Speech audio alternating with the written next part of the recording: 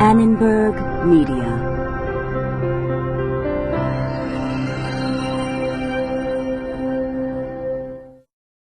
You brown-eyed people are not to play with the blue-eyed people on the playground. Why did these school children turn against their classmates because of the color of their eyes? What happened, John? Russell called me names and I hit him in the gut. How does Madison Avenue get us to say, yes, I'll buy it? Constructing Social Reality, this time on Discovering Psychology.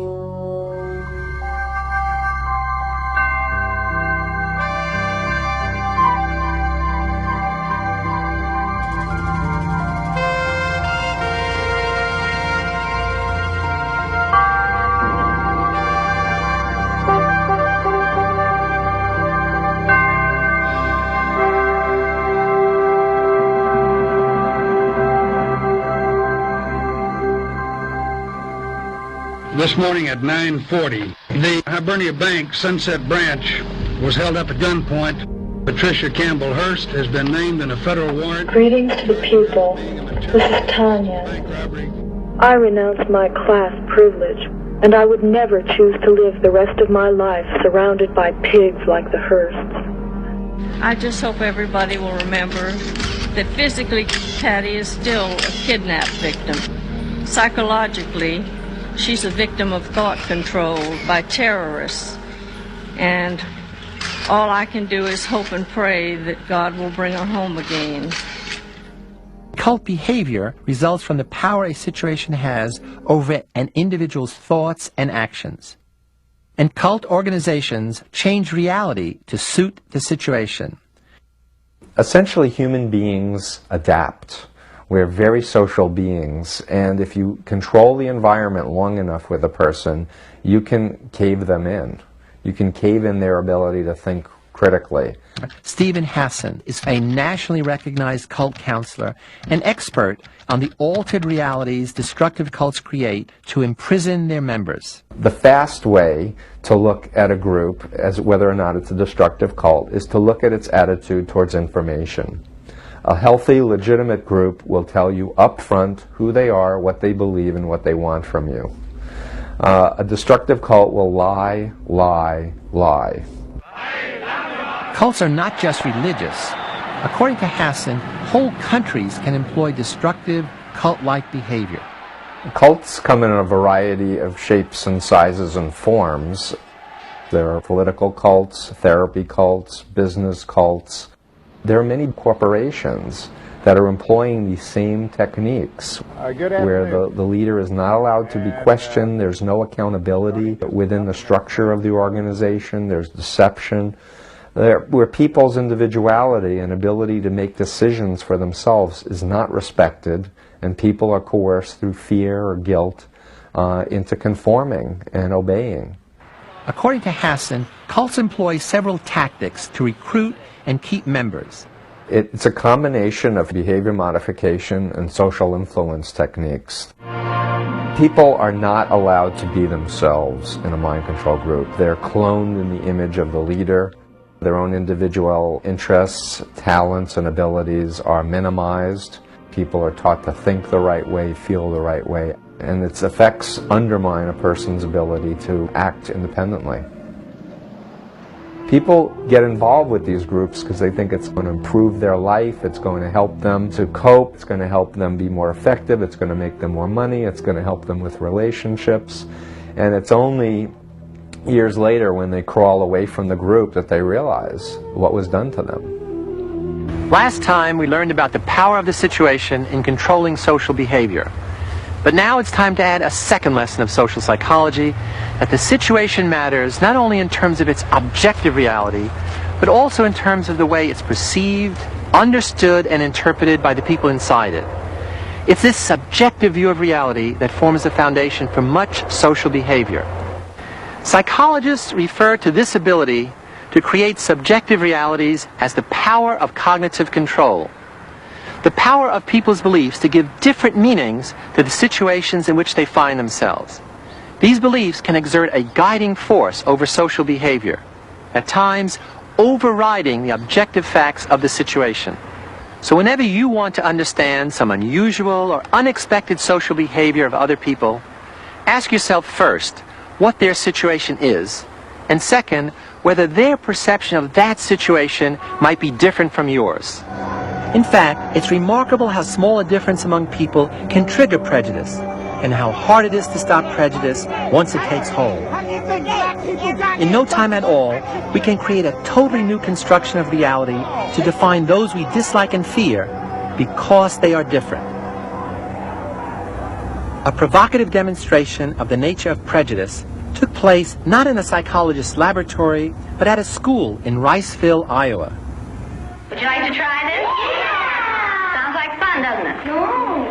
Is there anything about... After the assassination of Dr. Martin Luther King Jr. in 1968, Jane Elliott, a third-grade teacher, decided to teach her class just what it means to experience arbitrary discrimination. Elliott divided her class into two groups, the inferior brown-eyed people and the superior blue-eyed people. I mean, the blue-eyed people are the better people in this room. Oh, yes, they are. Blue-eyed people are smarter than brown-eyed people. My dad isn't. I got stupid. Is your dad brown-eyed? Yeah. One day you came to school and you told us that he kicked you.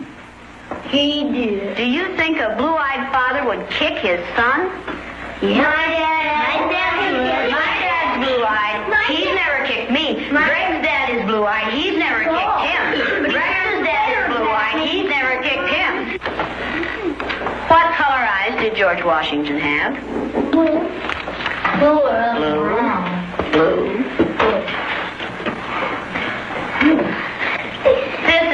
This is a fact. Blue-eyed people are better than brown-eyed people. You brown-eyed people are not to play with the blue-eyed people on the playground because you are not as good as blue-eyed people. Well, the brown-eyed people in this room today are going to wear collars so that we can tell from a distance what color your eyes are. So the blue-eyed people each come up and get a collar. You can choose someone to put this collar on. And it seemed like when we were down on the bottom, everything bad was happening to us. The way they treated you, you felt like you didn't even want to try to do anything. It seemed like Mrs. Elliott was taking our best friends away from us.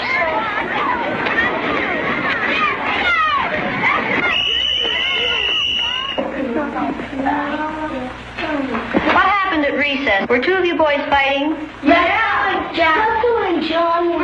What happened, John? Russell called me names and I hit him in the gut. What did he call you? Brown eyes. Did you call him brown eyes? They always call us that. Greg and all of the boys call us brown eyes. They said, come here, brown eyes. And they were calling us blue eyes. I wasn't. Sandy and Don were. Yeah. What's wrong with being called brown eyes? It means that we're stupider. Well, not that. Oh, that's just the same way as other people call black people niggers. Yeah. Is that the reason you hit him, John? Did it help? Did it stop him? Did it make you feel better inside? Make you feel better inside? Laugh at you when you do? I watched what had been marvelous, cooperative, wonderful, thoughtful children turn into nasty, vicious, discriminating little third graders in the space of 15 minutes. I think I learned more from the superior children than I did from the children who were considered superior, than I did from the children who were considered inferior, because their personalities changed even more than the others did.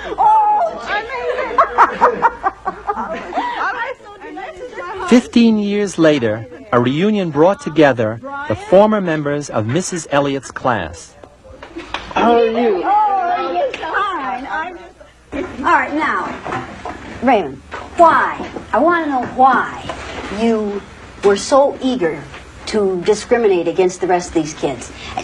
At the end of the day, I thought the miserable little Nazi. Really, I couldn't stand you. It felt tremendously evil. All your inhibitions were gone. And no matter if they were my friends or not, any pent-up hostilities or aggressions that these kids had ever caused you, you had a chance to get it all out. I felt like I was a king, like I ruled them brown eyes, like I was better than them. Happy. Boy, that day after we went home, and talk about hating somebody, it was there. You hated me. Yeah, of what you were putting us through. Nobody likes to be looked down upon. Nobody likes to be hated, teased, or discriminated against. And it just boggles up inside of you. You just get so mad. In this classroom demonstration, Jane Elliott and her students revealed just how easy it is to alter objective reality and substitute an arbitrary alternative conception of the world. No matter how superficial the differences between people may be, once those differences become indicators of superiority versus inferiority, of acceptance versus rejection, of worthiness versus worthlessness, they become institutionalized. Rules are made, norms are created, and expectations are formed about how people of different status ought to behave. Fortunately, however, positive expectations can change a person's perception of a situation just as dramatically as negative expectations. Psychologists call this the Pygmalion effect, after the George Bernard Shaw play of the same name, in which even an uneducated ragamuffin can be transformed into a proper society lady. In an experiment conducted at an elementary school like this one, psychologist Robert Rosenthal and school principal Lenore Jacobson took the Pygmalion effect one step further.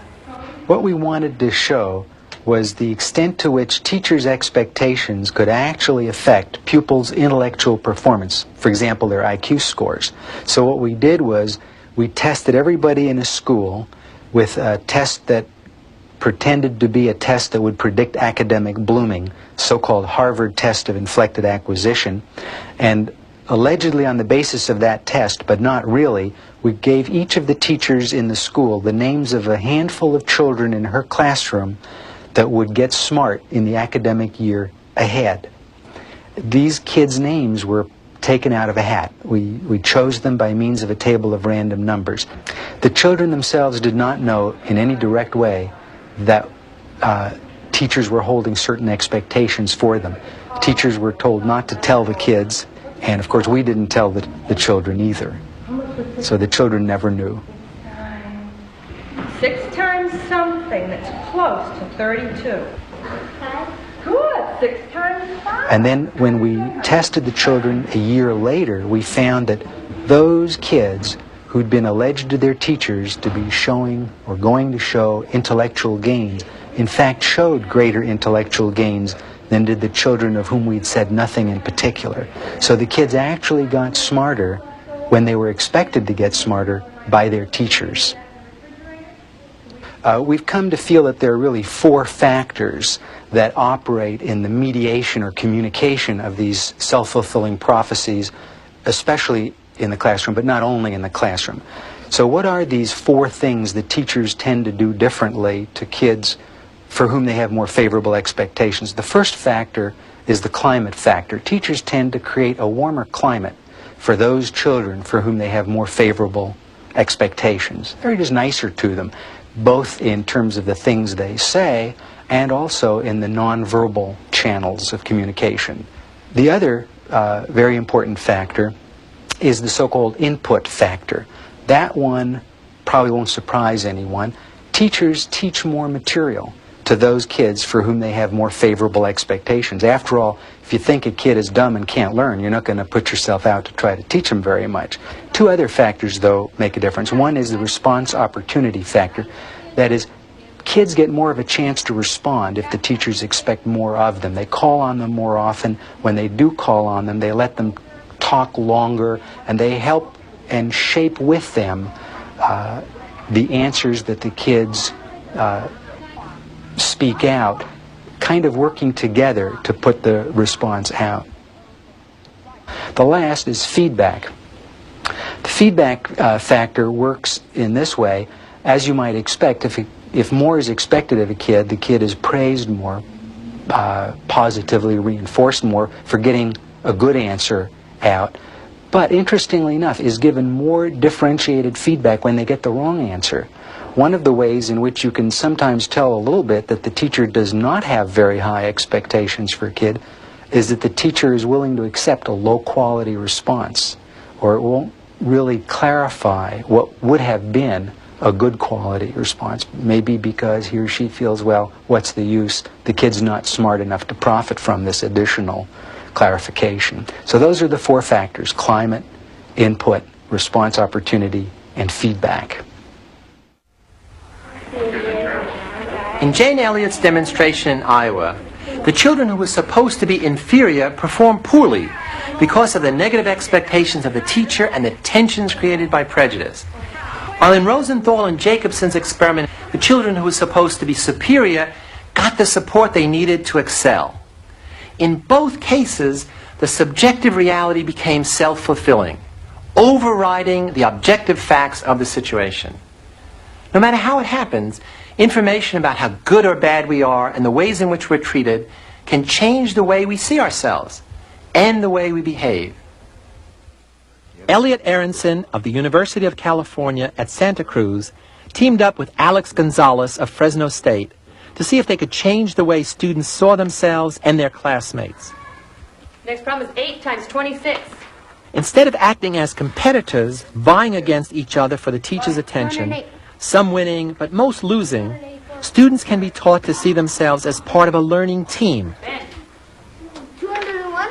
Cooperation, not competition, is the foundation of what Aronson calls the jigsaw classroom. Basically, what we wanted to do was set up a structure where instead of competing with each other, kids would be cooperating with each other, kids would be interdependent, kids would be needing each other in order to do well. Make sure that you understand the part that you're going to have to give in your jigsaw group. Everyone is ready? Yes. Please go to your expert group. Using the jigsaw method during a lesson on Native Americans, the teacher divides the class into several groups, known as expert groups. Each expert group was given one portion of the day's lesson. So, for example, one expert group dealt with shamans or medicine men, another with the religion of the Indians, another with the chiefs of the tribe. And each one of the expert groups studied that one particular aspect of the lesson. There was one person in each tribe who was even more important than the chief. He was the shaman. The students learned their individual part, which is similar to everyone else's in the group. They learn it, they rehearse it, they know it to the point where they can teach it to other kids. Everybody brought gifts and they threw them into the fire. They danced around the fire louder and louder and faster till all the gifts had been burned. Now that our expert groups have finished studying the information, we're going to break up into our jigsaw groups. Break into your jigsaw groups. In the jigsaw group, what you have is a coming together of the students from the different expert groups that present their own material to the group as a whole. No one individual in the jigsaw group can learn the entire lesson without depending on the other members of the group. In the process, what happens is each one of the students teaches the other members of the group his or her part, and in the end, they learn the entire lesson in that manner. Indians did dances for special occasions, when a child was born, after a wedding. Kids who were scared, inarticulate, and looked as if they were stupid were now behaving in an intelligent, clear, articulate way. As they developed more self-respect, they began to perform better and better. As they performed better and better, the other kids began to treat them with still more respect, and their performance improved still more. By focusing on these 3 experiments in the classroom, we've shown how the situation matters not only because of its objective characteristics, but also because of the ways it's perceived and interpreted by the people in it. It's this subjective view of reality that provides the basis of much social behavior. And nowhere is subjective reality more skillfully manipulated than on television. With love that shines as time goes by. Remember it just the way it was on Kodacolor VR films. The sharpest, brightest, most dazzling line of color print films Kodak has ever made. Aren't you hungry for Burger King now? We make excitement to feel the way that you do. There are many more professionals using strategies of influence than there are psychologists studying them. Their goal is very simple. They want us to say, yes, yes, I want it. Yes, I need it. Yes, I want to be the right kind of person. Yes, I'll buy it. This is the place, Jordan Marsh. Psychologist Robert Cialdini of Arizona State University spent 3 years examining the universal principles and tactics of these influence professionals from the inside. As a sales trainee, fundraiser, and advertising copywriter. One of the universal principles I found is the principle of reciprocation, which suggests that we are obligated to give back to others the form of behavior that they have given to us. So if someone does us a favor, we're significantly more likely to say yes when they ask for a favor in return. That's why the Hare Krishna, for example, society in the airport will come up to you and give you something before they ask for a donation. It can be a flower, a book, whatever. And this bottle will be produced only 2 or 3 times a decade. A second principle that we can talk about is the principle of scarcity. The idea that things that are rare, that are scarce, that are diminishing in their availability to us are more attractive. We want them more. As a consequence, many merchandisers will use strategies in which they'll give us time deadlines or availability limits on a product they want to sell, and because we can't have it after a certain time, we want it more and we go out and buy it. Another principle we can talk about is the principle of authority. This is the idea that we're much more willing to follow the lead of someone who is a legitimately constituted expert or an authority. It's reinforced for me and me. Hey, maybe it was made for both of us. Must be magic. Now that's who this shoe was made for. Another principle we can talk about is the principle of commitment. The idea that once we've made a stand, once we've taken a position on an issue, we're much more willing to say yes to any request that is consistent with that commitment. So very often individuals will try to get us to make a small commitment that is consistent with the direction they want us to go. For example, a study was done in Toronto that showed if you can get people to agree to wear a little lapel pin that says "Support Your United Way," 2 weeks later they will be twice as likely to give a donation to the United Way when the solicitors come and canvass the neighborhood. Another principle we can talk about is the principle of liking. People are much more willing to say yes to a request to someone they know and like. Of course, the classic example of this is the Tupperware party, where they have arranged so that we are saying yes not to a stranger across a counter. We're saying yes to a friend or a relative who's invited us there, and we know we'll be getting a cut of everything we buy. You really made a special evening for me. A final principle we can talk about is the principle of consensus. The idea that we're much more willing to say yes to a request if we have information that a lot of people around us are saying yes to that request. So people can give us evidence this is the largest selling, the fastest growing product, and we're much more willing to say, yes, this is something for me because everybody around us is doing so. People in this room today are going to wear collars. A great deal of research, like Robert Cialdini's, has been undertaken to see just how easy it is for us to behave in conforming, prejudiced, or competitive ways. By understanding more about the psychological processes by which these effects can be produced, social psychologists also hope to develop new strategies that may help us become more independent, more tolerant, and more cooperative. In our next program, we'll explore what happens when someone's view of reality differs totally from that of everyone else. When cognitive controls weaken and psychotic hallucinations take over. When the joy of living gives way to deep fears and dark depression. And psychiatrists and clinical psychologists are called into action. Until next time, I'm Philip Zimbardo.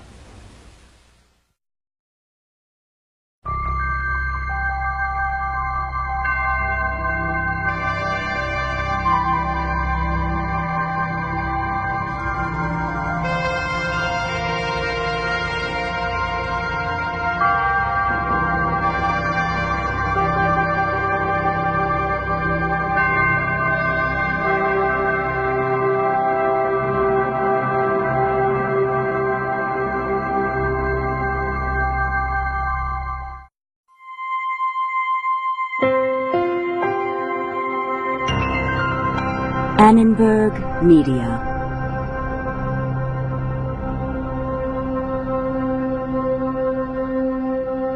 For information about this and other Annenberg Media programs, call 1-800-LEARNER and visit us at www.learner.org.